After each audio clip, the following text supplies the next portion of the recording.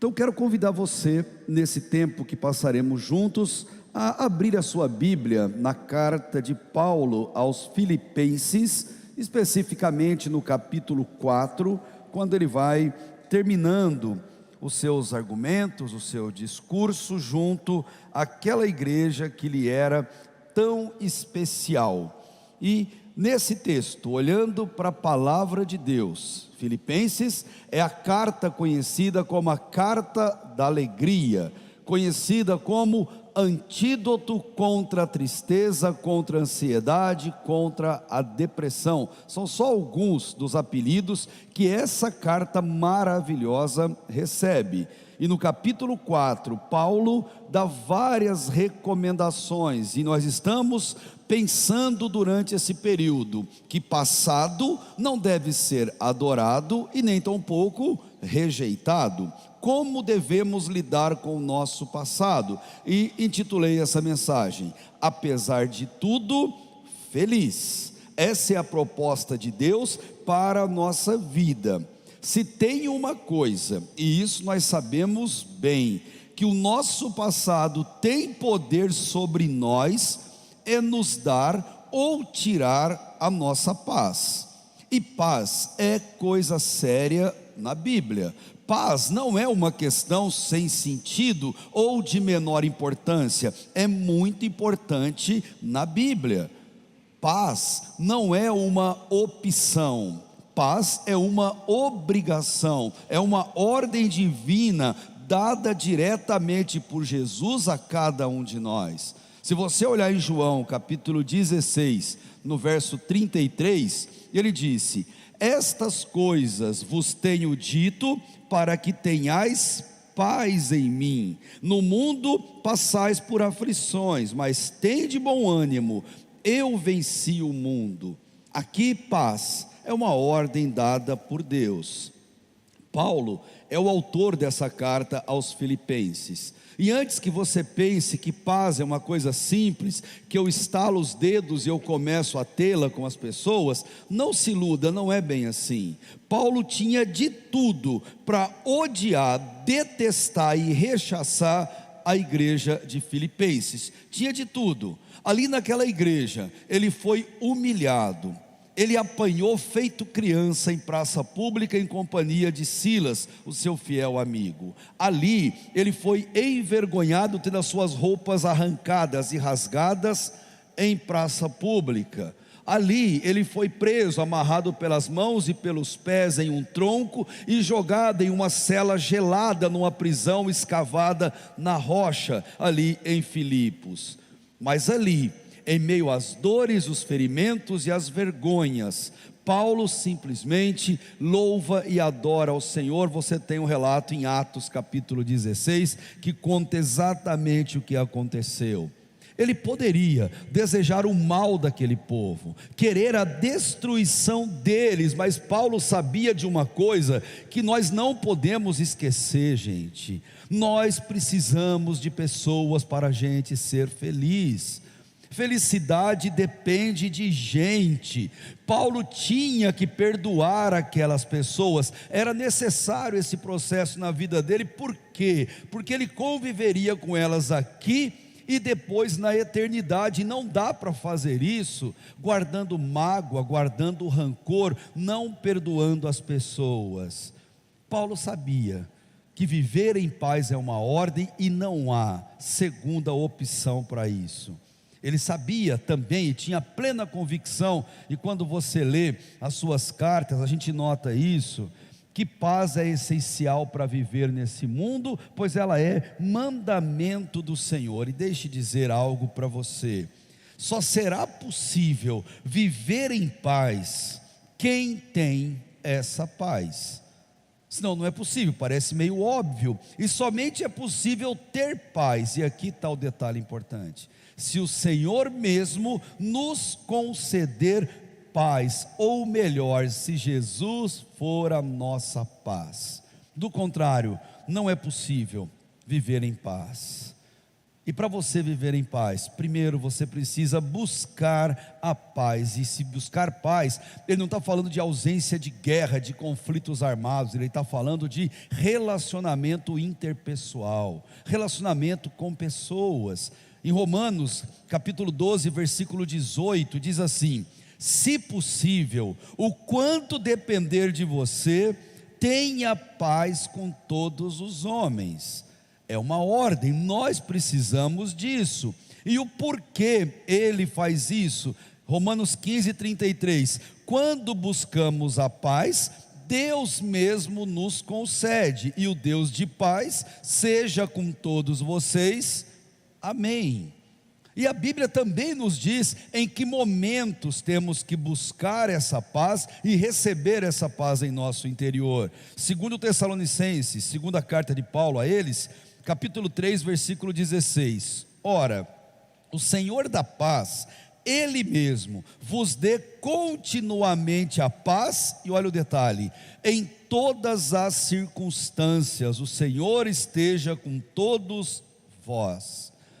E se eu ainda não te convenci a respeito da importância da paz, do porquê da paz e dos momentos em que ela deve ser buscada em nome da nossa felicidade aqui nessa terra, sem paz não há prova de salvação. O salvo sente paz. O salvo busca a paz. O salvo promove a paz. E quem diz isso é a palavra de Deus, Hebreus 12, 14. Segui a paz com todos e a santificação, sem a qual ninguém verá o Senhor. Então é necessário te perguntar, já nesse primeiro momento da nossa conversa: você está em paz? Você sente paz no seu coração? Você transborda desse sentimento em qualquer circunstância da vida que você esteja enfrentando? É a sua realidade? Ou paz é uma coisa que você nem sabe mais o que significa há muito tempo? Se você olhar o dicionário, a definição é bem interessante. Paz é um estado de calma ou tranquilidade, uma ausência de perturbações e agitações. Isso é paz. Paz é, apesar de tudo, buscar um estado de espírito necessário. Se você já sabe que temos que ter paz, que é necessário para a nossa vida, então eu quero pensar com você, olhando para o capítulo 4 de Filipenses, do versículo 1 até o versículo 9. 3 coisas fundamentais para que a gente consiga ter paz. Grandes pacifistas afirmam e concordam com essa frase: pessoas são importantes para a gente ter paz. Aliás, não são importantes, são fundamentais. Olha o versículo 1: portanto, meus irmãos, os mesmos que bateram, os mesmos que tiraram a roupa, os mesmos que o prenderam, que humilharam, os mesmos, ele chama eles de irmãos, a quem amo e de quem tenho saudades, minha alegria e coroa, permanecei assim, firmes no Senhor, amados. Paulo sabia que não existe um caminho para a paz ela é o único caminho, frase que vai ser repetida ao longo da história por tantas e tantas pessoas, por tantos pacifistas mundo afora. Toda a nossa vida deve ser voltada para relacionamento com pessoas. Queridos, não existe outra maneira de você trazer alguém para Cristo, não existe outra maneira de você compartilhar o céu e a salvação com alguém. A única maneira, e é o plano de Deus, e Deus não mudou, é evangelismo por relacionamentos, por convivência, por afeto, por respeito, por perdão, por carinho com as pessoas.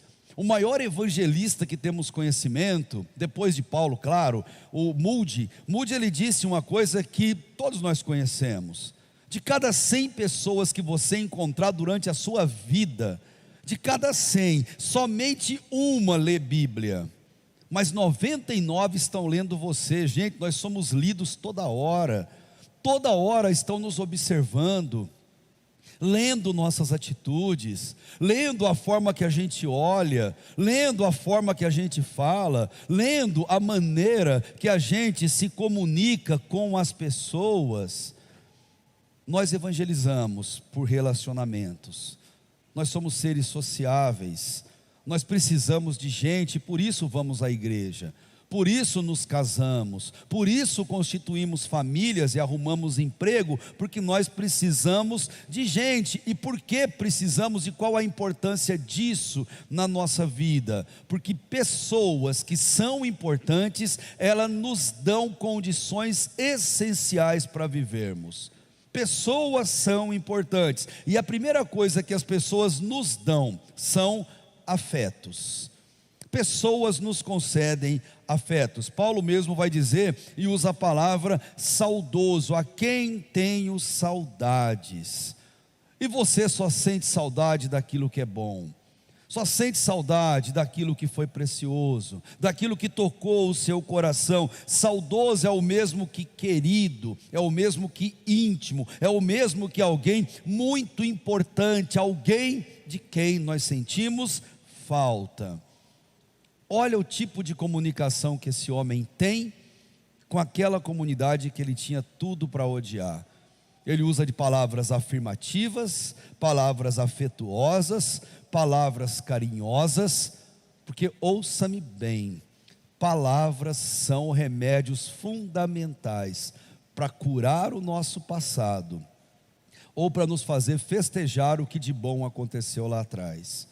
Paulo sabia disso, ele usa essas palavras, ele elogia aquela comunidade, mas não só isso, também alegria. Por isso que ele vai usar aqui no termo, minha alegria e coroa. Ele diz assim, vocês são tão importantes para mim, que a minha alegria é notória. Onde eu passo eu falo de vocês, por onde eu ando eu cito vocês, porque vocês são importantes na minha vida. Coroa quer dizer, é algo que não dá para não ver. Alguém que use uma coroa vai chamar a sua atenção onde quer que ele esteja. E Paulo está dizendo, vocês, meus irmãos, são a minha coroa, a minha alegria, que eu faço questão de ser visíveis. Queridos, o que nos faz importantes na vida são os relacionamentos que nós cultivamos, os relacionamentos que nós construímos. Veja só o que eu vou te perguntar. De quem você sente falta agora, nesse exato momento? Quando você ouve isso, a quem o teu coração remete na hora que eu estou falando? De quem você sente falta? É uma pergunta importante, mas muito mais importante do que essa. Quem nesse exato momento, na face da terra, sente falta de você? Existe alguém que você tem certeza que sente falta de você? Nós já ouvimos aqui nesse púlpito do nosso pastor, que você não mede a importância de um ministério, que eu quero estender para toda a nossa vida, pela quantidade de membros que a gente tem numa igreja ou na família. Você mede a qualidade de um ministério pela quantidade de pessoas que oram por você. Acho que Russell Shedd disse essa frase. Quem sente falta de você nesse exato momento? Se tiver alguém, que coisa boa, você é alguém importante, você é alguém valioso na vida de alguém, e pessoas nos dão alegrias. Cultive relacionamentos. Existe uma frase muito verdadeira, tem gente que leva alegria onde vai, e quando não está com a gente faz uma falta tremenda. Tem gente que leva alegria onde vai, mas tem gente também que leva alegria quando se vai. Que não sejamos esse segundo tipo, que sejamos o primeiro, que deixa alegria em todos os ambientes, mas não só afeto, não só alegria que as pessoas nos dão, mas também amor. E por isso ele usa essa palavra amados mais de uma vez, do quanto ele se importa. Ele termina, firmes no Senhor, amados. Ele quer dizer assim, eu me importo com vocês, então mantenham-se firmes nisso que vocês aprenderam, firmes sem se abalar. O que Paulo está querendo dizer assim, que se nós amamos verdadeiramente alguém, gente, essa é a prova de amor, essa e não outra. Se amamos alguém verdadeiramente, nós nos importamos com a eternidade dela. Amor é se importar com a eternidade, o resto é relacionamento. O resto é sentimento, sentimentalismo. Amor verdadeiro, que é a definição que Deus dá em 1 de João 4, é se importar com a eternidade dos outros. É perder o sono orando pela salvação dos outros. É dedicar do nosso dinheiro, da nossa renda, pela e para a salvação dos outros. É evangelizar, é dar presentes que evangelizam os outros. É viver a vida pensando na eternidade do outro. Isso é amor. E Paulo amava aquele povo. Paulo amava, tinha tudo para odiar, mas ele amava e ele se preocupava. Esse povo não pode ir para o inferno de jeito nenhum. Vou me empenhar para que isso não aconteça. E é o que ele faz. Olha que maravilhoso. João compreendeu isso com 95 anos de idade. E na primeira carta dele, capítulo 3, verso 16, olha o que João fala: nisto conhecemos o amor. Você quer saber o que é amor verdadeiro, gente? Vá para o Calvário, não para o dicionário, como alguém já disse. Você quer saber o que é amor verdadeiro? Vá para a Bíblia e não para o sentimentalismo do mundo. Nisto conhecemos o amor, que Cristo deu a sua vida por nós. Uau! Mas aí vem a segunda parte. E devemos dar a nossa vida pelos irmãos. Dar a nossa vida é dar do nosso tempo, é dar do nosso recurso, é dar da nossa oração, é dar da nossa companhia. Gente, se tem uma coisa preciosa que se dá para alguém e que custa muito pouco, se é que custa alguma coisa, é o nosso tempo. Investir na vida do outro, aquele tempo, aquilo não tem volta, e aquilo faz a real importância na vida das pessoas. Pessoas são importantes. São elas que nos dão afeto, alegria, amor, mas sabemos das dificuldades que é lidar com pessoas, e Paulo também sabia. Do versículo 2 ao versículo 7, num texto um pouco mais longo, ele vai mostrar que na convivência humana, paciência é uma necessidade. Nós precisamos dela e não tem como a gente viver uma vida com pessoas sem ter paciência. Relacionar com gente é uma tarefa difícil. Nunca foi uma tarefa fácil. Tem gente mais fácil, tem gente mais difícil. É uma tarefa complexa, inclusive na igreja cristã. Aliás, principalmente na igreja cristã. Principalmente no convívio entre o povo de Deus. Porque onde existirem pessoas, existirão conflitos. Existirão dificuldades, faíscas são inevitáveis de acontecer. Por isso que existem leis, autoridades, por isso a violência é uma realidade no mundo afora. E Jesus, ele resumiu os mandamentos dados por Deus em Marcos 12, 31, falando que a gente tem que amar a Deus acima de todas as coisas. Primeira placa dos 10 mandamentos. Mas ele completa, e o segundo é: amarás o teu próximo como a ti mesmo. E termina: não há outro mandamento maior do que estes. Não há. Se seguimos e cumprimos os mandamentos de Deus, nós amamos o nosso próximo. E o grande problema do nosso próximo é o fato dele estar próximo. Porque se ele estivesse longe, era muito mais fácil amar. É mais fácil amar por WhatsApp, é mais fácil amar por Facebook, é mais fácil amar por telefone. Mas nós devemos amar o nosso próximo. Paulo disse em Gálatas 5,14, a mesma coisa, porque toda a lei, toda a Bíblia se cumpre em um só preceito, a saber, amarás o teu próximo como a ti mesmo. E no primeiro escrito do Novo Testamento, Tiago capítulo 2, versículo 8: se vós, contudo, observais a lei régia, segundo a Escritura, qual seja, amarás o teu próximo como a ti mesmo, ele crava, fazeis bem. Está certinho, é isso mesmo que tem que ser feito. Só que para a gente viver uma vida paciente, é necessário que a gente cumpra alguns passos para isso. Primeiro está no versículo 2: pare imediatamente com algumas coisas. Suplico a Evódia e a Sintique que entrem em acordo no Senhor. Essas mulheres, por alguma razão, não estavam entrando em acordo, e aquilo estava prejudicando o corpo de Cristo, prejudicando a igreja. E Paulo diz: olha, sintam o mesmo sentimento que eu, entrem em acordo, resolvam. E que sentimento é esse? De que pessoas são importantes. Sintique, Evódia é importante para você. Evódia, Sintique é importante para você. Porque Deus, ele é equitativo, como diz na psicologia. Ele cuida de A e cuida de B ao mesmo tempo.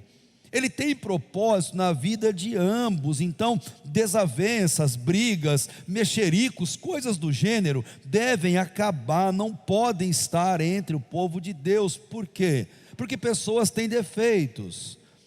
E elas têm defeitos porque nós temos defeitos. Nós também somos pessoas e nós contribuímos para isso. Então, olhar para o próximo é olhar com paciência. Cada ser humano tem seu time, cada ser humano tem seu tempo, cada um tem o seu momento de maturidade, cada um tem o seu momento de aprendizado. Precisamos saber esperar o tempo de Deus sem querer ficar acelerando. Então pare imediatamente com qualquer coisa que da nossa parte seja uma intriga, seja um problema. Versículo 3: pacifique imediatamente, e peço também a ti, meu verdadeiro companheiro, que as ajudes, pois trabalharam comigo no Evangelho, junto com Clemente e com meus outros cooperadores, cujos nomes estão no livro da vida. Gente salva, gente verdadeiramente cristã, ajude um ao outro. Se você está diante de uma situação conflituosa, não jogue gasolina na fogueira, gasolina não apaga a fogueira.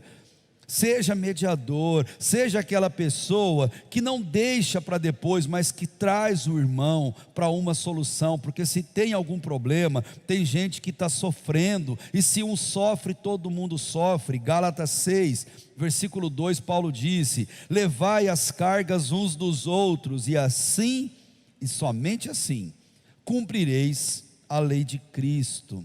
Nós precisamos ser pacificadores. Esse mundo carece de pessoas pacificadoras. E também pratique imediatamente. O nosso passado, ele tem que ser tratado à luz de Deus. E praticar, versículo 4 e 5, veja comigo.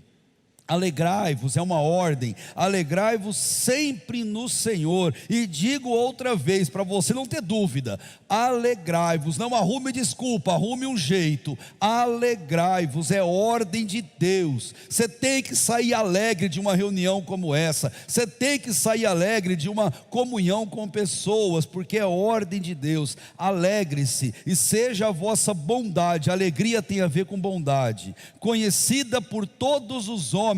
Por quê? Porque o Senhor está perto. Ele está tão perto que Ele mora dentro de você, e onde você estiver, Jesus estará. Em tudo que você participar, Jesus se faz presente. Ou Ele será exaltado, reconhecido e louvado, ou Ele será desprezado pelas nossas atitudes, pelas nossas palavras. Então Paulo diz: pratique imediatamente, demonstre alegria, seja alegre. Quando eu me alegro em Deus, Deus se alegra em mim. E ele completa: pratique ato de bondade, sejam pessoas amáveis, amáveis no falar, amáveis no olhar, amáveis nos afetos, no cumprimentar.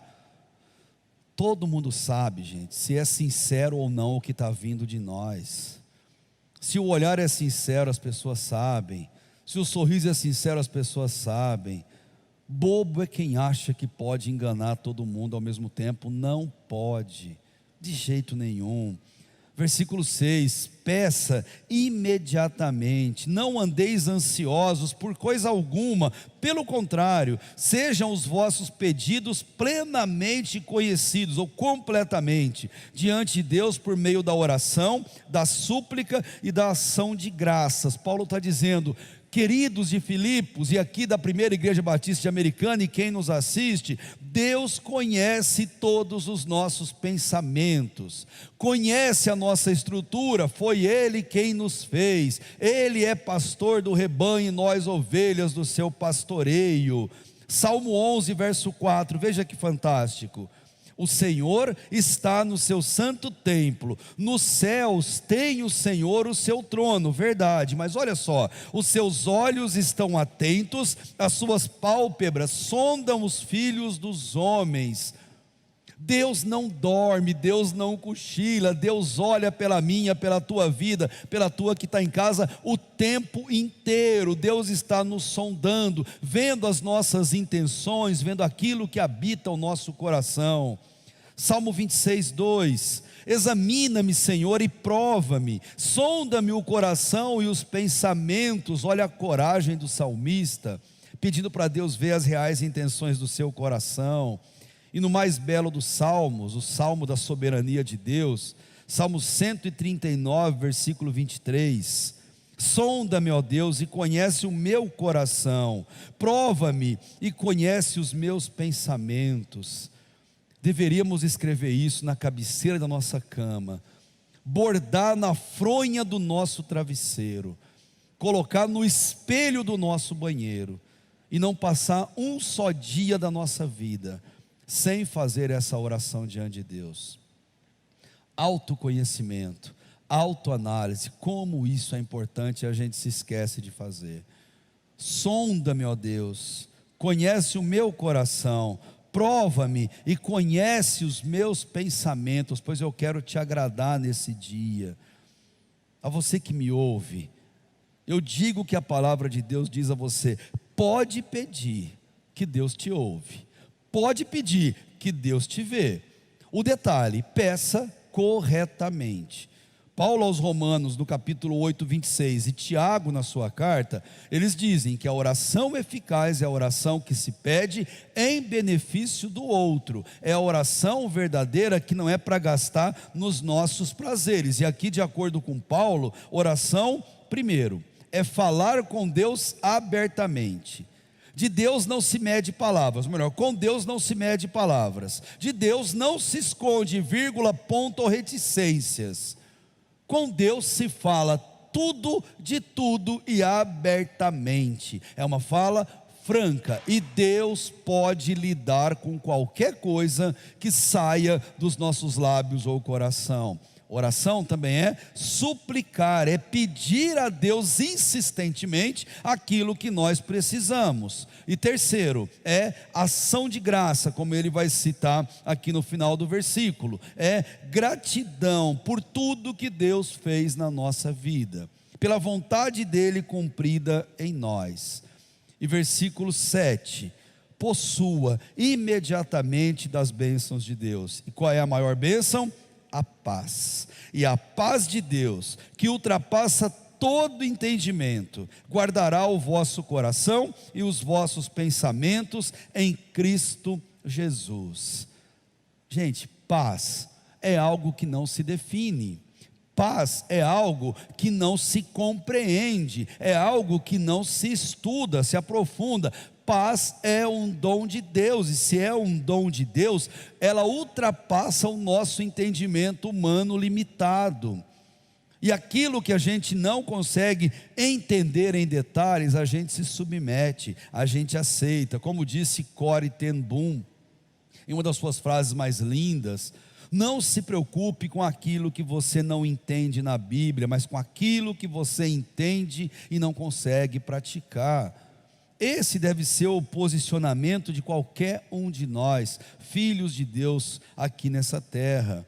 Possua a paz de Deus, aposse-se da paz de Deus e viva essa paz intensamente em seu coração. Oração, como Paulo faz, ela nos obriga a depender de Deus, a confiar em Deus, a descansar em Deus. E o fato de você descansar nele, confiando nele, isso te traz paz, pertencimento, certeza de que ele está no controle de todas as coisas. Ore mais. Oração tem o poder maravilhoso de, apesar de tudo, nos fazer felizes. E por fim, dentro desse estudo do que Paulo está querendo nos passar, versículo 8 e o versículo 9, para a gente ter paz e para sermos felizes apesar de tudo, nós precisamos pensar corretamente. Quanto ao mais, irmãos, tudo que é verdadeiro, tudo que é honesto, tudo que é justo, tudo que é puro, tudo que é amável, tudo que é de boa fama, se há alguma virtude, se há algum louvor, vem a ordem: nisso pensai. O que aprendestes, recebestes, ouvistes e vistes em mim, tudo isso praticai, e fazendo isso, o Deus de paz estará convosco. A ideia de Paulo é assim, pensar em Deus, pensar nessas virtudes, é encher a mente, é o significado da palavra que ele usa, é deixar a nossa mente cheia, porque você sabe do provérbio popular o quanto é verdadeiro: mente vazia não é oficina de Deus, não é. As grandes tragédias e pecados são cometidas na ociosidade, na mente vazia. Foi assim com Davi e Batseba, e foi assim com tantos na história bíblica e também na nossa geração. Encha a mente, não fique com a mente vazia, pois na mente vazia é o momento perfeito para o inimigo ou para o nosso passado nos dominar. Maus pensamentos, más recordações, traumas, dramas que vêm em nossa mente. Uma mente cheia de Deus não deixa espaço para maus pensamentos, não deixa espaço para outras coisas que geram intrigas, angústias. E aí a dica de Paulo eu quero compartilhar com você: encha-se de Deus, transborde de Deus, leia sobre Deus, leia da palavra de Deus, cante sobre Deus, ouça canções sobre Deus, ore a Deus e acompanhe orações sobre Deus, ouça tudo que você puder sobre Deus, reflita sobre Deus, mantenha o seu foco em Deus, estimule-se em Deus, e você não terá espaço para as coisas ruins do passado e principalmente para as coisas ruins do presente. É o conselho de Paulo, e Paulo diz para eles: olha, diante de tudo isso que eu estou falando com vocês, no versículo 8, olhe apenas para as virtudes. Está cheio de virtude nas pessoas. Todo mundo tem, gente, coisa boa a compartilhar. Todo mundo tem virtude, verdade, honestidade, justiça, pureza, amabilidade, são tantas. O que Paulo falou, nisso você tem que pensar, é um exercício diário. Ele fala, pense nisso, mas eu vou até ampliar. Ele diz, pense só nisso.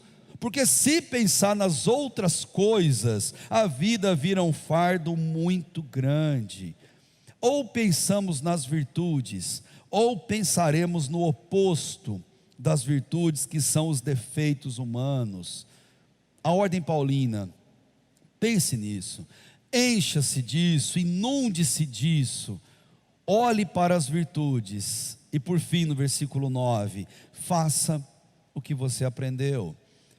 Se você entendeu o versículo 1 até o versículo 8, se você entendeu o que Paulo está dizendo para essa comunidade, então agora, faça, coloque em prática. Vai ser fácil? Claro que não. Um dia vai ficar fácil? Claro que não. Mas não é porque é difícil que não temos que fazer, muito pelo contrário, quanto mais difícil, mais temos que colocar a mão na massa. Faça, pratique o que você ouviu, pratique o que você leu, e somente assim, por isso que Paulo termina, é o único jeito do Deus de paz, o Deus que dá paz, estar conosco todos os dias. Paz é coisa séria na Bíblia. Paz é a razão de sermos felizes.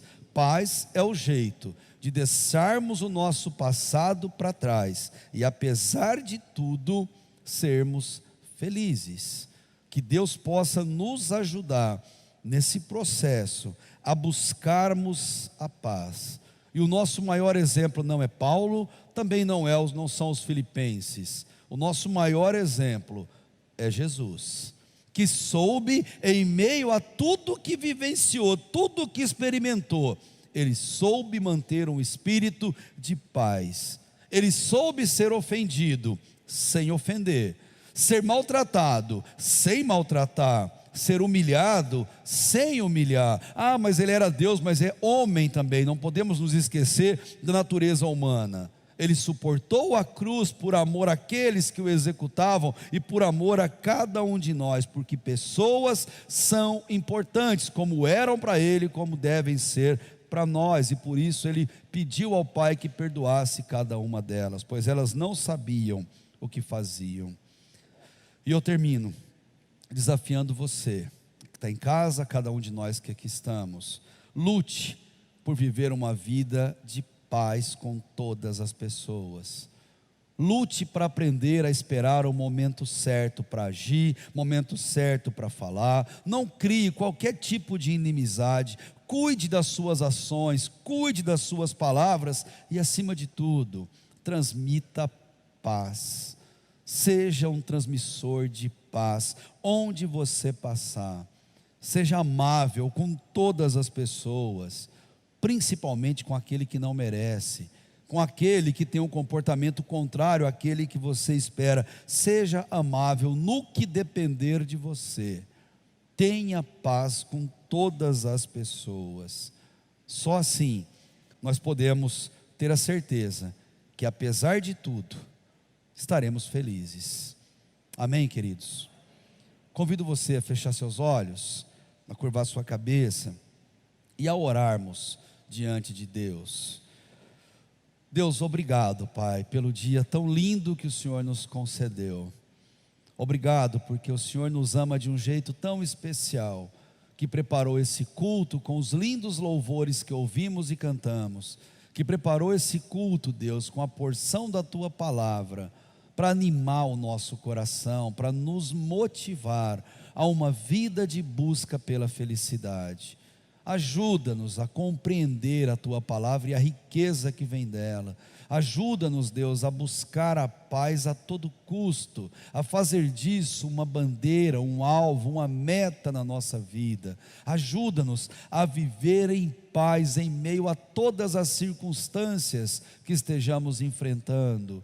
Mas também, Deus, ajuda-nos a reconhecer que essa paz só pode vir se o Senhor a conceder a nós.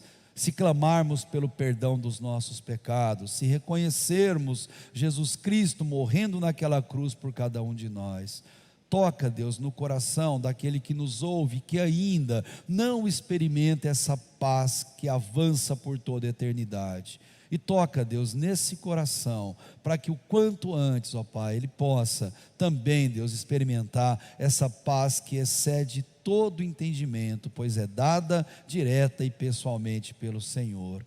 Obrigado por esse culto, pelo tempo que passamos juntos e também, Deus, pelo restante das atividades que teremos nesse dia. Que o Senhor em tudo esteja à frente, colocando a sua poderosa mão. É o que nós te louvamos, é o que nós te adoramos e que clamamos, Deus, para que a felicidade seja sempre uma meta em nosso coração, com paz, e oramos por isso, em nome de Jesus. Amém